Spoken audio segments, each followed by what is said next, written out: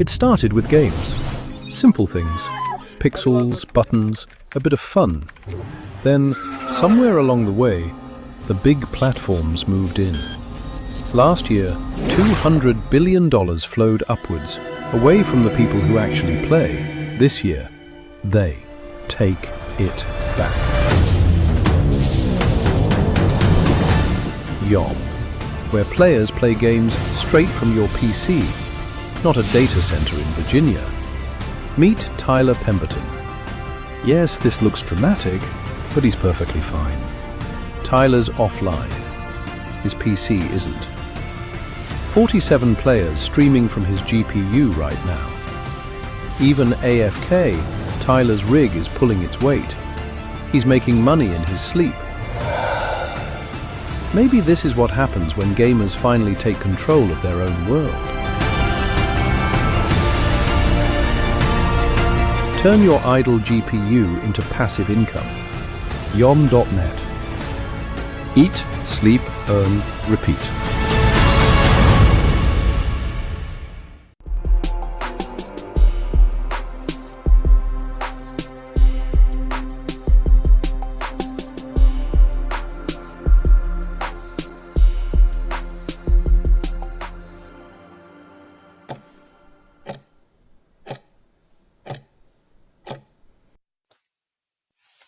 Good afternoon, everybody in YOM land. I am flying solo today. I've got a very special presentation to walk everybody through, but how's everyone doing this morning or this afternoon or this evening, I guess, depends on where you are in the world. I am on the East Coast of the US, so it is about noon, but we have a lot of presence in Europe, so it's probably after 6 p.m. That way. So if you don't know me yet, if you're just coming to YOM for the first time, my name is Jeff Outlaw. I am the CXO at YOM, that's Chief Experience Officer. And I do a lot of the public relations. I do a lot of the things like this, like the town hall. YOM, again, if you're just getting familiar with us, we are a decentralized cloud gaming network. We have built a network that allows people to stream AAA quality games through their PC to the end user on any URL or any website and through many social media chains. What we're doing is we're changing the way the games are distributed around the world. We're making it a whole lot easier for game developers and game publishers to get their games in front of an audience at a much cheaper way. We're allowing players to play these high quality games without doing a download and install, without having to buy the heavy duty hardware, playing on their phone, playing it through Discord or through Telegram, these AAA quality games. And we do it at a much lower cost than you would do if you were hosting up on Amazon or some other major data center, which is what a lot of the conversation today is going to be about. We brag a lot about our costs are so much less when we decentralize, right? Because the basis of this is if you have a gaming rig at home, or if you want to go out and buy a gaming rig and act as a node on our network, we pay you to allow us to use your GPU when you're not using it, right? So all those machines that are idle around the world, they're just kind of sitting there spinning.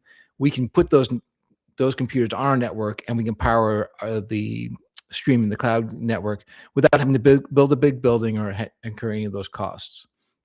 The way that it's currently done, cloud gaming is currently done, and not just cloud gaming, but all compute. These companies are renting space on in a big Amazon data center or a big Microsoft data center. Google's got theirs as well.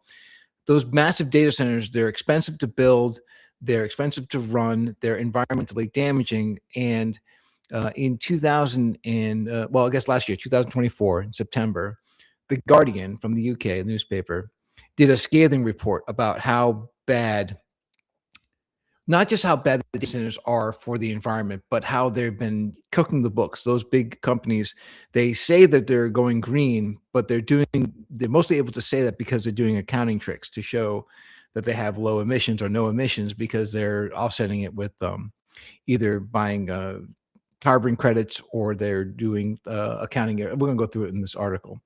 Anyways, what we do is we use people's GPUs at home. So it's a good way for them to earn passive income. They put their gaming rig on our network and we pay them. But it also means that we don't have to damage the environment by building a big building. Any kind of carbon dioxide that might be off put by your home PC doesn't compare even slightly to the massive impact of a big data center with big cooling systems and big energy drains. There's other impacts that are had, not just carbon output, but the water for the cooling systems, how it changes local water environments. Anyways, let's dive into it. There's a lot to dig into, but of course we're very proud with what we've created. We should be. There are sample games you can play on YOM.net. The network is still in testnet. It's going to expand into mainnet at the beginning of 2026. So there's a lot to come, a lot more to come. And you're finding us now. You're finding us fairly early, although you're finding us in the middle of a real big surge in attention. We've been doing stepped up our marketing effort as we're getting node sales out there. We have the devices ready for sale right now. You can buy them on the FreshMiner site. We'll make sure we include the link.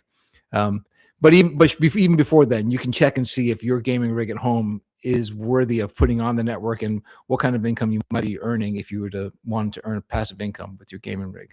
So we'll make sure that link's available too. Let's dive into what The Guardian found, because this has been it's a very interesting report. So the article was kind of dropped into my lap just this week. So I went into it and started digging in to find out, what are they talking about and why is it why are the numbers so bad, or what are they doing to do the accounting tricks that they're doing? Let me see if I can maximize. Nope, that's not what I wanted to do. Yeah, that'll work, I guess. All right, so this is the article. Again, it's from The Guardian, and it's from last year, September of 2024. So as I go through the information that they present here, recognize that some of it's outdated, and honestly, it's only gotten greater or worse. The problem has gotten bigger as more data centers are being built and more need for AI. I'm going to get that in a second. But again, with the conclusion that the Guardian comes to is that the data center emissions are probably 600 plus times, 600% more than what they've been claiming, 7.62 times higher than what they report in their official tallies with Google, Microsoft, Meta, and Apple. And interestingly enough, the very first thing it says is that though those, again, what they're reporting is 7 times lower than what is actually being really recorded when they do it what you would call the correct way. That's just Google, Microsoft, Meta, and Apple.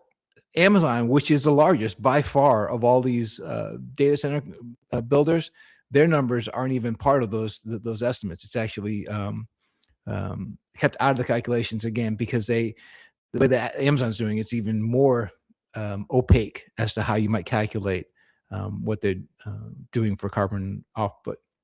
So let's get into where this came down. Part of it, I think the reason the Guardian was able to write this article was that there was a representative inside of inside of Amazon. Amazon has apparently a climate justice office, and one of the employees kind of blew the whistle to say, hey, despite all the propaganda and PR about using solar farms and electric vans, all this stuff, it's still a massive drain on the data centers. What they've been doing is they've been using renewable energy certificates, I call them RECs, to say, okay, yes, this data center is outputting this much carbon dioxide, but over here, we're using renewable energy. So we'll take the savings that we have over here, this renewable energy savings, in like these 6 different areas that we're using renewable energy, and apply that to this massive data center that we've got running over here that's running on fossil fuels. And in that way, they balance their, that way they can kind of say that they're green, or they're lowering their impact. The data center doesn't have that big an impact because over here we're using an electric vehicle, to deliver in like Des Moines, Iowa. But when you change that metric, when you do it, what we would call the correct way, and that is measuring locally. So they say scope 2 is the emissions that are done from those in-house data centers.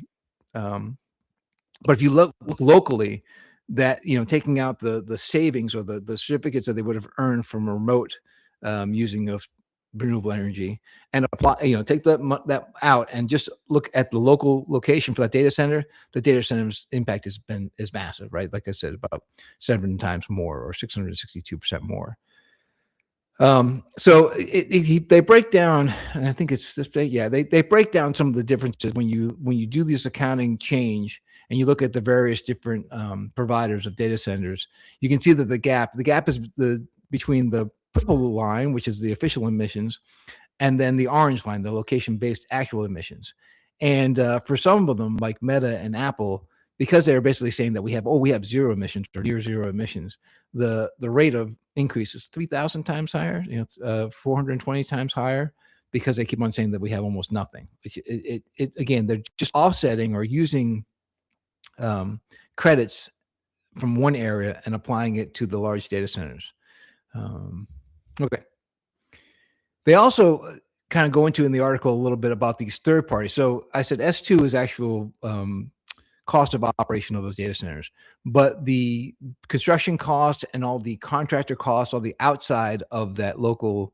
So in this case, I think the example they gave was they're using third-party contractors to do either smaller data centers, also spread out, or the construction costs of building the data centers themselves. Those are not counted in the operational costs, which was a scope 2. These are scope 3 numbers, and it's interesting. They were saying basically the scope 3 stuff, they can't even tell you how bad it is, because the numbers there are just so obscure. The quote that popped out in my head was, "This area is a mess in terms of accounting." There's no way to even know really how much the building construction costs and the third party data centers that they're using to contract it in to add to their stable. There's no telling about how much carbon output that is. So I went and looked. It said, okay, well, that was the article was a year old, and I was curious to say, okay, well, maybe there are other things that I'm not accounting for. They do say in the Guardian article that this is the the beginning of the AI boom last year, and it's only expected to get worse. And the AI boom, beyond just having to build more data centers, it's the drain of energy that's going to take to run all those data centers. So to handle the drain, it's either jack up the price of energy on everybody worldwide, or build more data centers. Build more energy providers, which is expensive, and there's a lag in that anyways.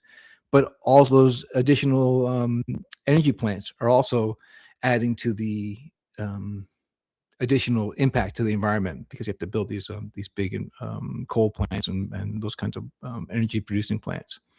So I said, all right, let me see if it's changed at all. And this search was done just today, but all I really searched for was environmental impacts of data centers, and these are all just the headlines that I got, and these are posted 4 days ago, 1 day ago. That these different places around. Again, I'm in the U.S., so I caught more U.S. news than European news, but there's some European news there too. But everyone's kind of sounding the alarm. The AI and data centers are jacking up the cost of energy. They're adding to the carbon output. And then again, I hit a lot of the water consumption problems. If these data centers are going to require all kinds of water needs for cooling, that it's doing things, even some places like that BBC article, I can't drink the water. Like, it's not only is it draining water, but it's also contaminating the water, because they bring it in to cool it, and then they shoot it back out into the environment. But by then it's got contaminants in it that you don't want to drink anyways. So that's centralized data systems. That's the data centers. That's the current model for which not just gaming, but gaming included, cloud networking is how it's impacting all these areas. Now, again, we're going to talk about why we're different and what the benefits of our differences are. So YOM, again, we're a decentralized network. So we're saying people at home who've got a PC available to them, that they might sit idle during the day, either at night when they're at bed, or if they go off to work during the day or to school during the day, the computer sits idle. Those are unused cycles. They're resources that are out there, and they're diluted. They're not concentrated in a single area, and they're just sitting idle. Those GPU cycles being wasted. We said, let's find a way to link all those together into one network, and we're not going to try to power AI. We're not going to try to power all the other AI, cloud computing needs. We're going to go after gaming. Gaming's a massive market. It's already it's projected to be a $535 billion industry in the next 3 years, 3 to 5 years. So there's already a big demand. We know the gaming industry fairly well. A lot of people on the project are, my background's about 25 years of making games. And so are a few other guys on the team. So we know that there's a market for cloud computing. We've already seen things like, Google Stadia tried it, but again, they tried it centralized. Amazon has Luna and GeForce Now, NVIDIA's GeForce Now. They're all examples of these companies recognizing that there's a massive market for cloud gaming, but they're all doing it the centralized way, and they're all running into the cost issues, not to mention the environmental issues, right? So they're building big data centers, and they're creating, they're building racks and filling them up with machines, but they aren't able to scale at all. If on a again, Microsoft's Game Pass got hit with this recently. They jacked the price up, and then everyone freaked out. So they reversed. Well, they didn't reverse. They said, "Okay, yeah, we're jacking the price up for this tier, but if you want to get in for free, you can, so long as you don't want to play for more than an hour. And if you try to go on a Saturday night, forget it. You're going to be locked out, or you're going to wait a long time." So a lot of people, if you maybe I'm going back 3 weeks, but they started dropping Game Passes, started getting dropped pretty quick because everyone was pretty upset with Microsoft for doing that. And then we have many stories about GeForce Now having that same problem where on a Friday night people try to get in, but they're in a queue for an hour waiting for a machine to free up. And the reason for that is GeForce Now has so many computers. They've kind of split the difference between a very high load and a very low load, because if they were to add computers to handle the load on a Saturday night with the surge of people gaming, on Tuesday morning, there's no one using those machines. They sit idle, and they recognize that that's a loss for them to have these machines just sitting there and not being used. For us, again, we have the ability to have nodes anywhere in the world. It's just people who have their gaming rig, they put it on our network to be paid. If we need it, we pull it up. If we don't need it, we don't pay for that hour that's not being used. But it scales very easily for us. When we want to have more people or expand our network, we just make more nodes available more nanos available for sales. So for us, again, our expansion is it actually is, there's no operational expense for us to expand. It's really just a matter of making more nanos available for purchase. And then additionally, if people who are running nanos as they run our network, if they decide that they take some of the money they've earned, and they want to upgrade their computer because they want a better GPU. When they upgrade their computer, our network immediately gets upgraded as well. So it's win-win for us when our network gets used and gets upgraded, or when people upgrade their home systems, our system gets better as well. So double win for us. It's really pretty powerful in that way. So that's a system. If you are at all a gamer, or if you know a gaming system, the other thing I should really talk about too is we're saying really that we're making the best distribution system available for game publishers and game developers. So right now, if you're interested in playing a game, and I just was actually looking at the 2025 Game Awards came out, and I went to the articles, and I'm reading through them today. And there's a lot of trailer videos, and I love watching trailer videos. There's one, was it Badger's Last Stand? Let me see if I can pull some of these games up. Let me get that over here and share my screen real quick again, because there's some really cool games that look like they just this is a mixture of Game Awards and then previews for games that are coming out in 2026, it looks like. I am using Brave browser over here, and it's telling me I should let's hide that. They want me to accept their ads, and I'm not doing that. Replace screen sharing with this one. All right. So, spending my time today looking at some of these awards, and some of these videos, but it dawned on me, this is the kind of thing where our is able to do beyond just making it available for game players. We allow you to embed the game stream inside of any article. So let's go down to where it goes to any URL. So I was looking at this one right. The Last of Us director builds new game, looks very different, but building. I love this art style, so I was instantly wanting to read this article, and as I did, we're not letting the ad show. But they've got a trailer video, and I started watching the trailer video. But what we're saying with our network is that trailer video doesn't have to be a video. It can be a sample of the game. It can be a demo. And on this website, embedded in the article about the game, can be a sample of the game, which is so much more powerful for getting people hooked into buying the game. There's something to be said about watching the trailer for it. But if you can actually play the game and experience the the game loop and the game style, as well as see like a cinematic of the game that you can interact with, that much more powerful for adoption.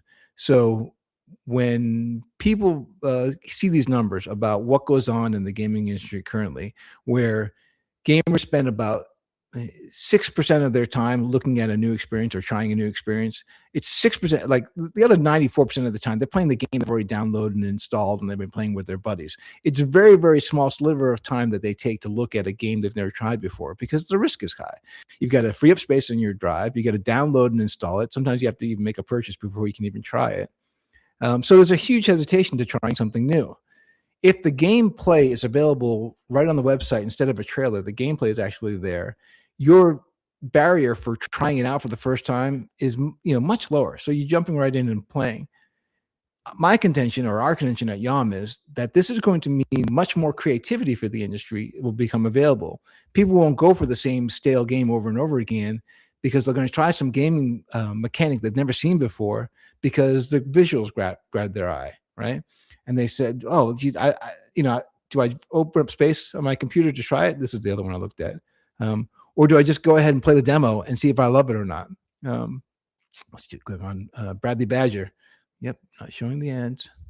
Again, great looking. I was probably great looking character who's a platformer character who gets thrust into many different types of genres of games. He goes to a horror game. He goes to other kind of platformer games. I just think this is a cool concept. But again, I don't think people are going to necessarily play this kind of thing. They're not going to download and install unless they're real hardcore players because they're too busy on the games that they already have. When you've got a sample of the game up on a website to jump into and play, the barrier is so much lower. And for publishers that we've spoken to already, this is the kind of thing they're very, very interested in. Did I touch on everything yet? Let me I'm going to go ahead and stop sharing and check in the chat and see. This is again a different kind of without a partner or someone else to interview.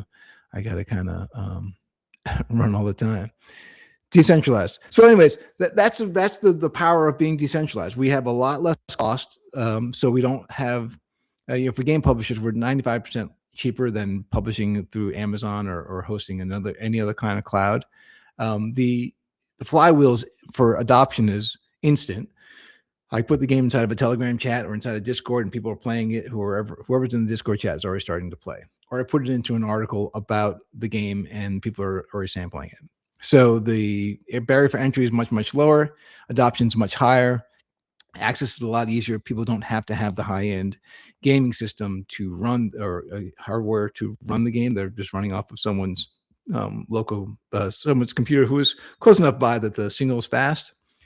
And then for those people who want to make passive income with their gaming rig when they're not at home, this is a great way to earn extra money.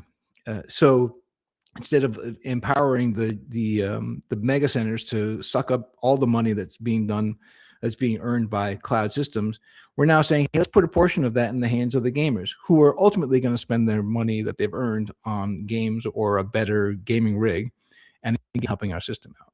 So that is the abbreviated version, maybe not so abbreviated. We'll make sure that the link to the Guardian article is available. It is, again, over a year old, but it's the issue is only compounded in the last year.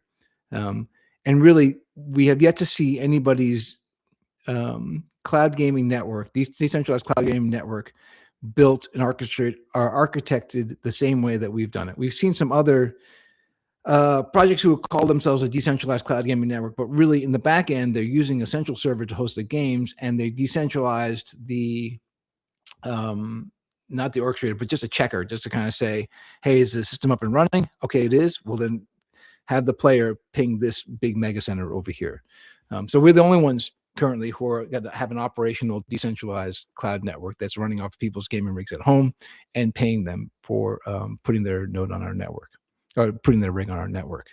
We have a rig check site. So if you think you're interested, go to yom.net and look for rig check. We'll put the link in the description of the video, and check and see what your system is capable of.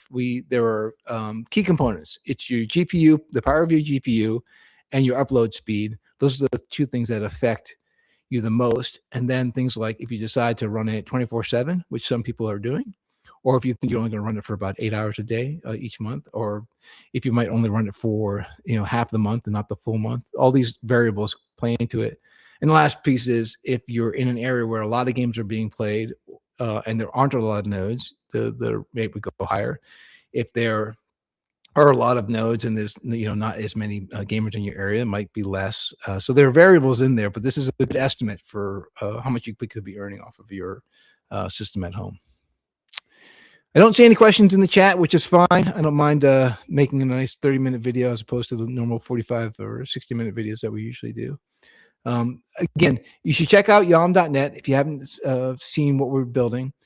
Feel free, play some of the games. The Roughneck Rumble was a ton of fun. I have still not get past wave 4, but we have people who are getting wave 5 and kind of throwing it in my face, posting it in the Telegram group, which of course I appreciate, but eventually I'm going to get back in there and show them how it's done. So there are games to play on our network already. They're sample games. It's our test network that's up and operational. And then follow us on our X account. Follow us on YouTube. Get involved in our Discord. That's where all the action is. And check out the rig check and the nano sales. So the nano sales, again, they're in pre-order right now at freshminers.com.